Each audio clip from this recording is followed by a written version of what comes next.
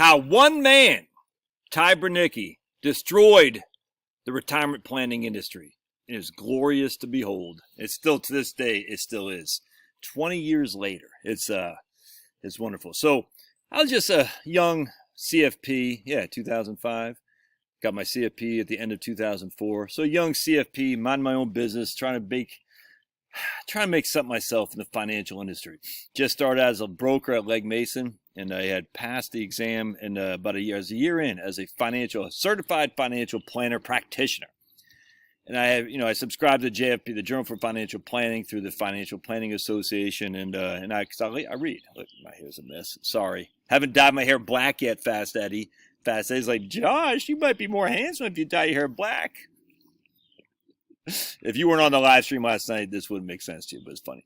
And he did not say that. But anyway, and I come across this article in the JFP. I think it was a May issue, if memory serves. Let's take a look. What month was this? This is his article from old Ty Bernicke. What month was this? That looks like June issue. I thought it was May for some reason. Anyway, it says right here, Reality Retirement Planning, a New Paradigm for an Old Science, by Ty Bernicke. And it just changed I'll never forget. I read this. Oh, that makes sense. Reality retirement planning assumes that a household's real spending will decrease incrementally throughout retirement. The result is that clients can make more realistic retirement savings assumptions and will be able to retire sooner. The paper analyzes consumer expenditure survey data to determine whether people are spending less voluntarily as they age or out of financial necessity or generational differences. The conclusion that reduced spending is voluntary. Using Monte Carlo simulation, the paper runs hypothetical retirement income projections comparing traditional retirement planning, i.e. like the 4% rule, where you're spending your money increments each and every year with inflation. And under the traditional approach, the couple's nest egg would appear to be depleted by age 80. Under the reality approach, the next egg would be over $2 million at age 80. Anyway, I'm not going to read you the whole story here because I've done this a million times on this channel. But what I want to share with you was this counter argument that Jonathan Clemens from the Wall Street Journal made right here in 2006. All right. So what happened was this was issued in I guess it was June. I thought it was May, but June, whatever, the middle of 2005. And it started to get some traction because people like me saying, yeah, man, what the 4% rule in all this scenario is based on a linear adjusted inflation spending. And it's just, there's no evidence of that. It's just what we've always assumed, but there's no evidence of that.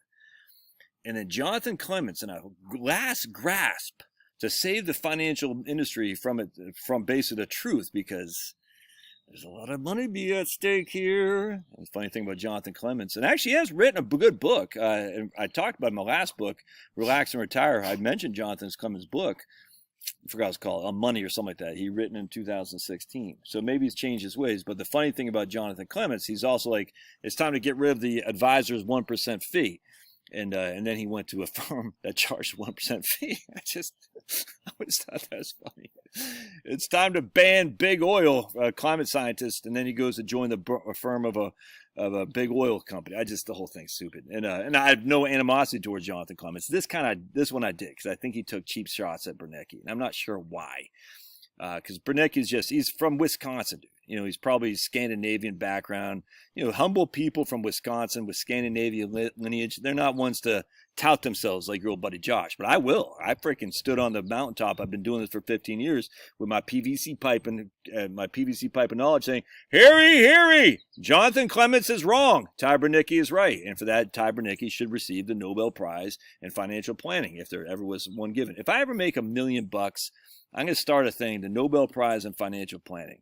We'll call it the Bernicke Prize. That's what we'll call it. Because this guy changed my life. I would not be where I am today if it was not for Ty Bernicke. Because I was like, oh, that made sense.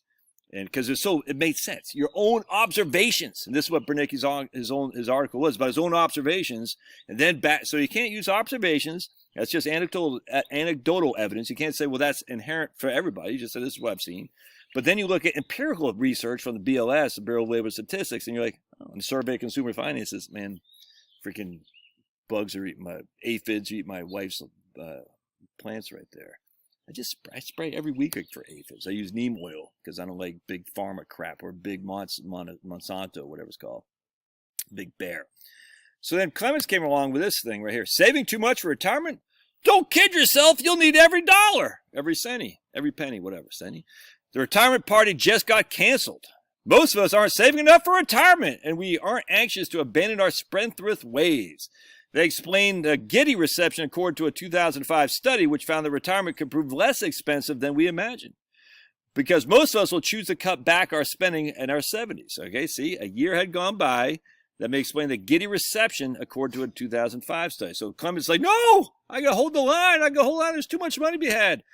No doubt about it, it's an intriguing idea. There's just one problem. The study is flawed. Oh my goodness. So he talks about Bernicke. He says, with my clients, I tend to see a spike in travel expenses early in retirement. That tends to get old for most people pretty quickly. By the time they age 75, they aren't inclined to travel as much or play golf as much, blah, blah, blah. All right. Since it appeared, Bernicke's study has been discussed in a host of magazines, including the Wall Street Journal. Financial planner to retirees. Loosen up, says one headline. Are you saving too much for retirement, says another paper. Saving too much? Trust me, said Jonathan Clemens. For most of us, that just isn't a risk. All right, so you see what Clemens is doing here. This is typical of the media. Bernicke's paper is flawed. I'm going to debunk it. And yet, when he debunks it, you're like, but that's flawed. And I'm going to share with you his own anecdotal evidence to debunk Bernicke's empirical and anecdotal evidence. This is typical of the media. Journalism is run by people that aren't very bright. They just aren't. All right, so let's look at this right here. So, yes, we do spend less in retirement. Okay, so we're admitting that. Jonathan Clemens says, yes, we do. All right. He says the Urban Institute, folks aged 75 and older typically spend 10% less per person than those aged 65 to 74. But this drop isn't voluntary. Voluntary, yeah. To prove, but that goes against what Bernicke was saying. And then Clemens says Bernicke will prove that is voluntary because he'll use Census Bureau data, all right? And we're going to use the BLS data. Get out of here, skeeter bug. That's why I got to get out. I don't want a mosquito running around me. I know I'm sweet and taste good. Man, the only thing I should be kissing me is my wife. And she doesn't do it enough. And Papa won't kiss me either because Papa doesn't like to kiss. Finney does, but then he runs away. At first glance, Bernicke's stuff looks legit. The typical net worth. So right here, take households that fall into the bottom 20% of income. The typical net worth is $32,000 for those aged 65 to 69, $42,000 aged 70 to 60, 74, and $46,000 for those aged 40, 75 and above. All right, so again, what's happening here, he's saying we're going to take the households that fall into the bottom 20% of income. They have more net worth the older they get. All right, and this is where Clemens thinks he's being sneaky, actually. Trouble is that data are distorted because of the way the quintiles are created. You might presume that 20% of each age group falls into each quintile, but that's not true. The income cutoff for the quintiles is based on the range of the entire population. He gives an example. So, for instance, no matter what your age, you'll be listed as falling to the bottom 20% quintile if your income is $15,648 or below. Thus, 43% of households aged 75 and up fall into the bottom 20% of income. All right. 31% fall into the bottom 20% of income if they're 70 to 74. 27% if they're 65 to 69. Let me just explain what's happening. More and more households fall into the bottom 20% of income as they get older. And Clemens thinks this disputes what Bernicke's finding says. It does not, though. And so just because more and more households fall into the bottom 20% of income as they get older doesn't mean they're running out of money, Clemens. And this still, to this day, still pissing me off. I'm sorry. This whole argument, even back then, I said, no, this is bad. This is bad. It really made me mad. I'm still mad by this. Because what happens? Clemens, does their net worth improve? $32,000 for the bottom 20%. So even though more and more people fall into the bottom quintile, is their net worth improving, Clemens? And the answer is unequivocally, yes. So if their net worth is improving, what does that mean? That means they're not taking on more debt, Jonathan Clemens. Yes, their income is getting lower. Wonder why that would be. Oh, maybe because of something like what I talk about. You're being poor on paper. And as you age, you don't have a job. You're just living off your Social Security. And yet if you're living off your Social Security and distributions from an IRA, you would think that your income, your net worth would be going down instead of going up. Interesting, is it not? Yes, it is. So your debt isn't going up. Your net worth is going up. So if you're just living on Social Security, for example, because you're in the bottom 20% of income, you don't have a job, all right, and yet your net worth is still going up. Why is that? And we're going to show you some anecdotal silliness that he uses here. When I brought this, and this is another thing that pissed me off about the freaking media, when I brought this to Bernicki's attention, he acknowledged the problem. The Census Bureau is extremely confusing, he adds. Says, adding that he plans to research the issue further. Basically saying, well, Bernicke didn't know what he's talking about. That's what he's trying to do there. That freaking ticks me off. Because Bernicke could have said, yeah, the Census Bureau's stuff is confusing, and then went on to show how it's not confusing once you figure it out. But Clemens didn't say that like that. He said, yeah, when Clemens said, hey, Bernicke, I got a question. Yeah, oh, yeah, it's confusing. I'm going to research this further, implying that Bernicke basically jumped the gun. Where does that leave us? Fortunately, the Census Bureau also lists a median wealth for all households in each age group. And that shows that households headed by someone 75 and older aren't richer. Okay, so now see how he's changing this? The median for all age groups versus the bottom 20%. The bottom 20% of income, their household wealth is growing. He's comparing apples to oranges here. Now, he does make a point, but he's bashing Bernicke for compares apples to oranges when Clemens does the same damn thing.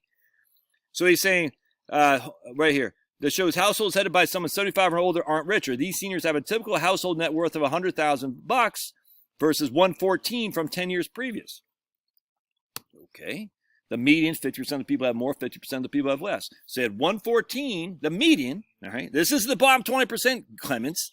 The median the median net worth is 114 for 65 to 69. It's 100 by the time you're 75 and older. Okay. That means you spent $14,000 of your net worth down. Is that a cause for alarm, cause for concern? You're spending down your assets in retirement? That doesn't bother me. And you still have a positive net worth, by the way, of a 6. This is back in 2006. Actually, no, it's from when the study was done. I don't know how sure it was. 2000, and I think it was 2000 or something like that, whatever it was. But then he goes on to say, moreover, for seniors, home equity is a huge part of the net worth. If you ignore home equity, households headed by someone, so now see what he's saying. Households headed by someone age 75 have a typical net. What does typical mean, Clemens? Is that the average? Is that the median? Households headed by someone age 75 or older have a typical net worth of $19,000. Remember, this is 20 years ago, maybe even 25 if you're looking at census data from 2000, which Bernicke did. That's 25 years ago. I don't have my calculator, so I can't figure out what that'd be in today's numbers. So you're saying, Clemens, households headed by someone 75 or older is a typical. I don't know if that's average. I don't know if that's median. I don't know. That's still a positive net worth if you take out home equity. The reality is most Americans don't have financial room for maneuver. They're spending less because it's out of choice, he says. And then he uses this guy right here, Harry Hebler, retired Boeing executive. The question should be, why do retirees spend less? They spend less because they don't have any money, says this guy. So let's see what this guy says. Financial planners, let's see, right here. I think the inverse relationship between spending and aging may be even more relevant for investors in the upper income quintile. So I don't disagree with that at all. If you're in the bottom income quintile, you're probably going to have to spend every penny you have. Most likely. I don't know that to be true, but that doesn't mean you're going broke. It doesn't mean you're going broke. It just means, yeah, you're spending your income coming in. Is that a bad thing? You're spending on your Social Security. You got, $10,000 on an IRA. You're spending it down. So your net worth is still growing. That's the bottom income. This is why freaking Clemens this whole article pissed me off. But even if you're lucky enough to have a nest egg, don't go overboard on spending early retirement. First, retirees' cost of living tends to climb faster than the general inflation rate. We don't know that. That's just, we don't know that. Third, you might live right here. Mr. Hebler, the guy from Boeing, says, I work with people at our church who are 80. At 65, they thought they'd be dead by now. The reason they're home watching TV is because they can't afford to spend anything. All right, well, now we're going back to anecdotal evidence. All right, are they literally sitting home watching TV because they can't afford to spend anything, their guy from Boeing? So Clemens is going to use anecdotal evidence to offset Bernicke's empirical data? Just the whole thing is so stupid. It really pissed me off because so many people read Jonathan Clemens and say, oh, that Bernicke guy's wrong. And it's insane. And yet we got data on top. Now, 20 years later, the data is so overwhelming. And I just want to know, did Clemens apologize for this? How about the guy, the Boeing guy? Did they apologize for this? Because they did not like the idea that there is a spending crisis not happening. They like the spending crisis. Work longer, save more, invest more aggressively. It just really ticks me off. And then we go right here again. I've been using this we go survey consumer finances. All right, we're going to go to financial assets. We're going to go to age of reference person. So what we're going to do here is we're going to go, let's not display all. Let's display these guys. 55 to 64, 65 to 74, and 75 to 75 or older. And we're going to go from 1995, 2005, and then 2015, basically. All right, so 1995, let's do this.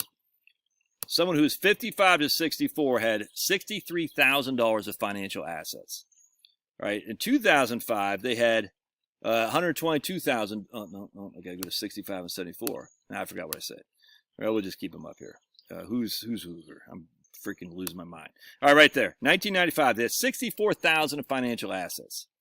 In 2005, basically, 2004, higher, the 65 to 74-year-old, because they had their 10 years previous. All right, there's a longitudinal, not the same necessary person, but certainly the age group is getting older. They went from 65 to 56,000. Now we go to 2015, and they're 75 and older, right there. They're at $77,000. So the trajectory was they went up, they went down, now they're back up. Now you could say attribute that to many, many different things. That's just financial assets, not even net worth. Let's look at net worth, actually. You ready? And you can say, well, that could be because of good market, all that. I get all that, 100%. Let's look at net worth. Net worth is assets minus liabilities. All right, so let's take a look here. We're going to go to 55 to 64 in 1995. Net worth is $223,000. This is the median. 50% of the people have more, 50% of the people have less. We're going to go to, what did I say, $223,000. Now we're going to go to 65 to 74. Right, it doesn't give us that. We'll say 298. So the 10 years from 55 to 64, 55 to 64 to 10 years 65 to 74, they increased their net worth by, I think it was like $80,000. Now we're going to go to 2015, 75 and older, right? It'll be right there. It's at 326. The net worth did not decrease. Again, you can say for many different things. You can say, oh, because of this, that, and the other. But the facts are it did not decrease. It went up. And let's look at spending. Let's look at income. Ready? Now watch this where Bernicke, not Bernicke, what's the guy's name? Clemens. We got income. Before tax family income. All right. 55 to 64 in 1995 is $65,000. This is in 2022 dollars, by the way, $65,000. So it's been adjusted for inflation. Now we're going to go to, so what do you say, $65,000. Now let's go to the 10 years later. 2004, it's $52,000. All right. Well, that makes sense. Why? Because more and more people are retired. This is from the age group 55 to 64 right here. $65,000. 10 years later, it's $52,000. 10 years after that, it's right there, $48,000. So the income went down from, what do you see here? 65 to 52 to 48, and yet their net worth is growing, and it grew substantially. Not just home equity net worth, but also asset net worth as well. Bernicke won the award. He won the prize. Has Clemens ever apologized for the hit job on Bernicke? It's horrible, man. Horrible freaking reporting. Horrible allowing people to assume Bernicke. It's just the way he set it up. This kind of reminds me like a 60 Minutes or a Katie Couric hit piece. Remember when Katie Couric did the hit piece on the gun owners in Virginia? If memory served, they actually recorded the thing because they said we don't trust Katie Couric as far as we could kick her, which is good. If you ever get interviewed, make sure you record it because that's what they do. They chop up the stuff. Don't ever be subjective to a media interview. I'm telling you, man, unless you're recording it. Because the media is out to make freaking money. They're not out to make you look good. That's just a fact. Anyway, God bless. Love to your thoughts. We'll see. Don't listen to the media. They're up to no good. Clemens right here proved it 100%. And actually, I like Clemens' book he had written about On Money or something like that in 2016. It's actually a good book. The way he did Bernicke here is just wrong and needs to be apologized. All right, God bless. We'll see you.